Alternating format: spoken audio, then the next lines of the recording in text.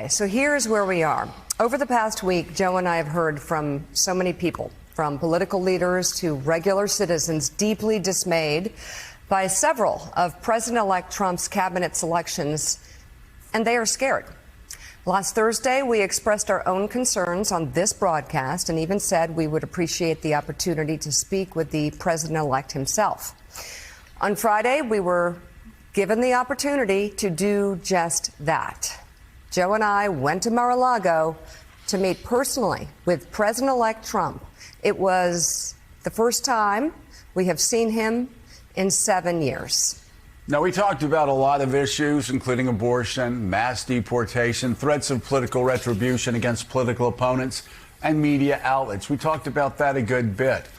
And it's going to come as no surprise to anybody who watches this show, has watched it over the past year or over the past decade, that we didn't see eye to eye on a lot of issues, and we told him so. What we did agree on was to restart communications. My father often spoke with world leaders with whom he and the United States profoundly disagreed. That's a task shared by reporters and commentators alike. We had not spoken to President Trump since March of 2020, other than a personal call Joe made to Trump on the morning after the attempt on his life in Butler, Pennsylvania.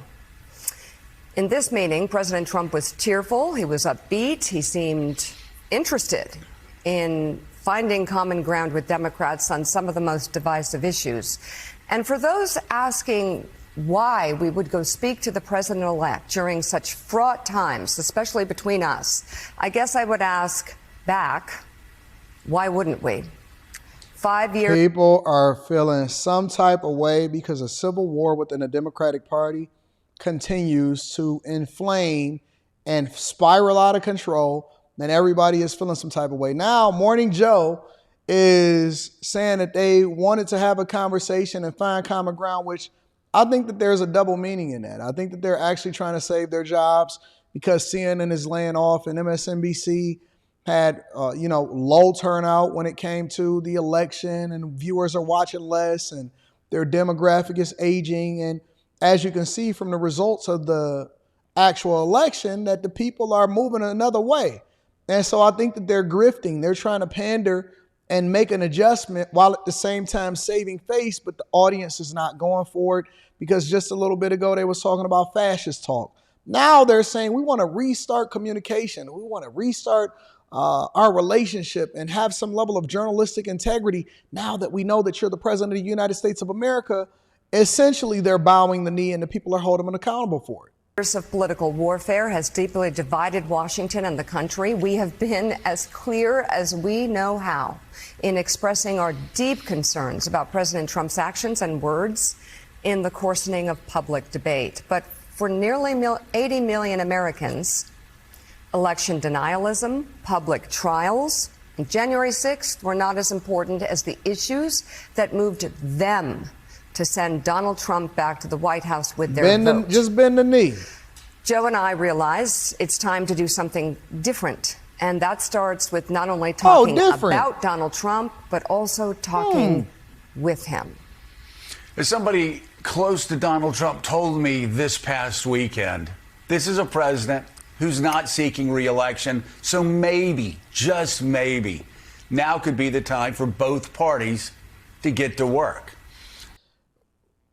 The Republican Party don't need you really anymore like that. So you actually coming over to bend the knee in order to have some kind of bipartisan alliance with the Trump administration is actually in your best interest. But again, I believe that these people are trying to save face because we control the House, we control the Senate, we control the popular vote, we control the presidency, and the people have made it clear what they want their agenda to be. And so they're on the wrong side of history and they're trying to course correct and get themselves on the right side of history, and nobody is buying it. Let's just be clear.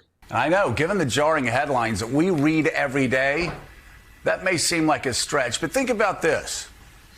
Of the 150 million votes cast, Donald Trump got 50%. Kamala Harris got about 49%. So I don't know.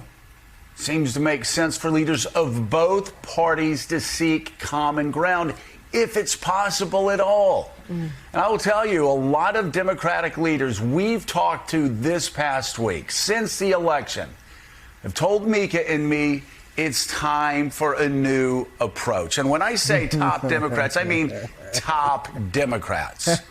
They said, we're open, and this was before we talked to Donald Trump.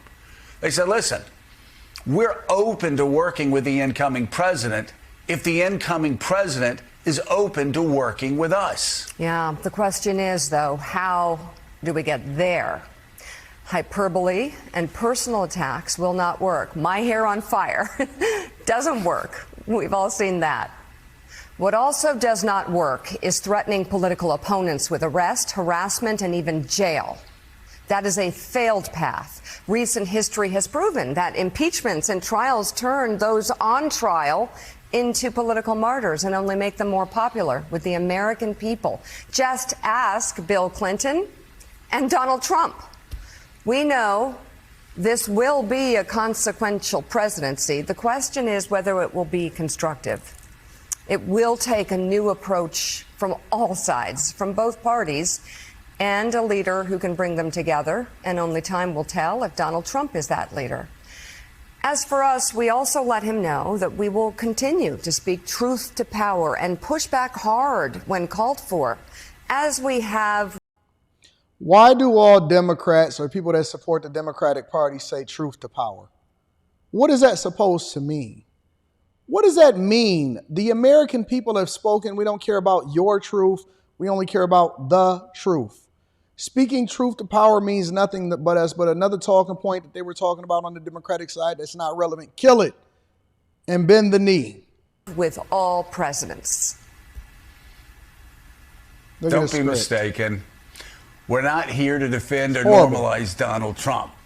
We're here to report on him and to hopefully provide you insights that are going to better equip all of us in understanding these deeply unsettling times. And I am reminded of what Marty Barron, legendary editor, told his Washington Post reporters back in the first term. We're not going to war. We're going to work. So let's go to work now with David Ignatius. David, first of all, I loved, and I told Marty, I loved what he said. We're not going to war. We're going to work. I tell you what, with Mika and me, it's been very personal over the past 8 years. It has been war on both sides, political war on both sides. And I'm reminded of a conversation we had with you this summer after I called President Trump after the assassination attempt.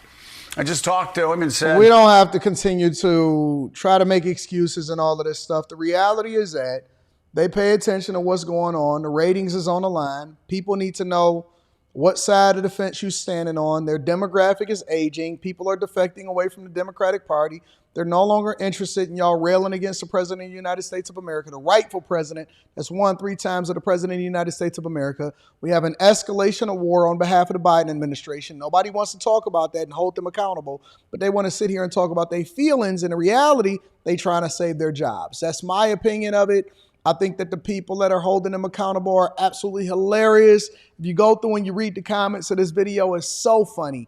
People are straight up 100% trying to hold them accountable for the things that they continue to do, and they get into it, right? So when I see things playing out the way that it's playing out, I am 100% encouraged by the American people, holding them accountable and doing the things that they're supposed to do on a regular basis. Make sure y'all tap into the Patreon. Link is in the description. Also, let me know what you think inside of the comments and get your tickets to come and see me December 14th in Detroit. It's awesome. I love you. I appreciate you. I'm going to holler at you later. Bend the knee.